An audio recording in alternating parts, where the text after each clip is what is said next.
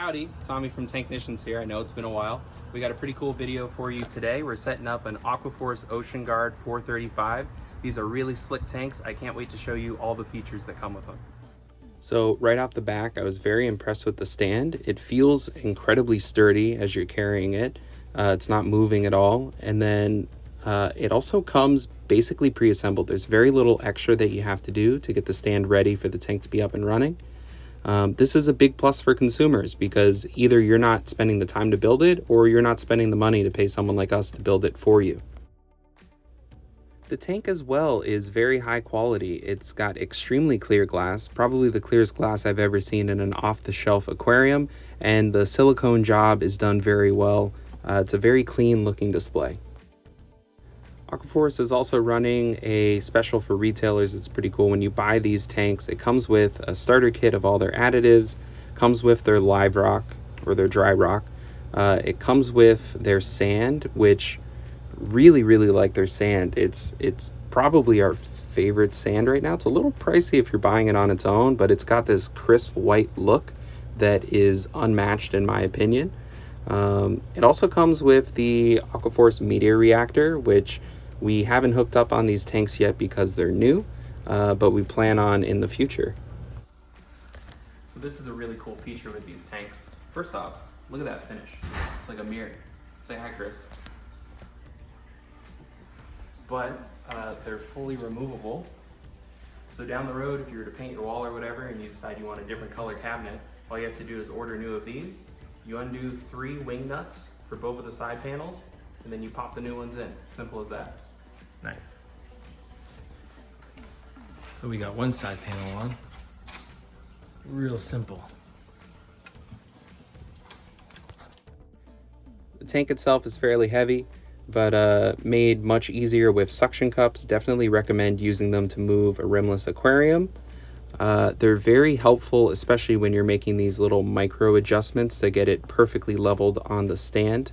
And you can rent them from a tool supply shop if you don't own any. This tank will be really easy to get running totally silently. You have your return line, which is the elbow there. Then you have your emergency drain, which is on a slant. And finally, you have the full siphon drain, which has a cover over it. That's going to pull the water from the bottom of the overflow, which is going to help to keep it cleaner, so you're doing less maintenance there. The plumbing feels very intuitive. It's very well designed in my opinion, very simple, but you get good functionality out of it. For instance, that gate valve, which is used to control the flow through the full siphon drain so that you can get the tank totally silent. 1, it's a gate valve, that's a big plus, and 2, it's very easy to remove should you need to service it. So I was a little skeptical at first when I pulled the rock out. It's shaped in a way that I'm not used to scaping with artificial rocks, but I think that we were able to come up with something pretty interesting.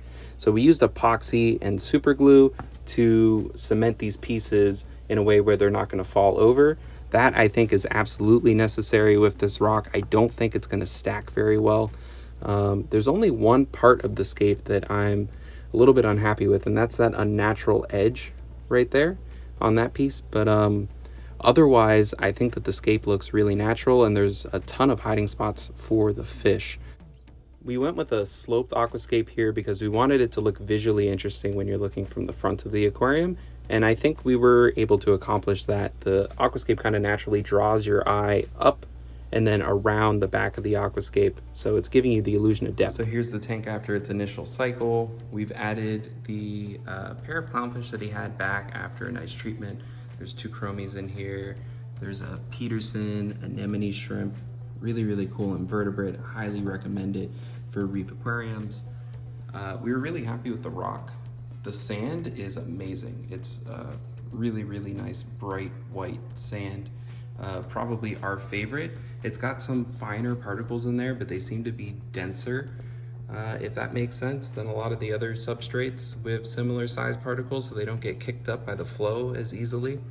We're getting a little bit of brown diatoms, but you know that's to be expected and should work itself out as the silicates in the new aquarium get, incorporated into them and then removed through our maintenance. The filtration is simple but effective and comes in a really nice form factor. I love the tiered filter socks. That first sock is super dirty, and then this one also looks kind of dirty, but not quite as dirty. The skimmer section, it's really easy to dial in the water level exactly where you want it, and it comes stocked with a really nice ATO reservoir that's easy to fill. You know, they gave you a lot of room from here to here, which some other tanks don't. The furniture is really great quality.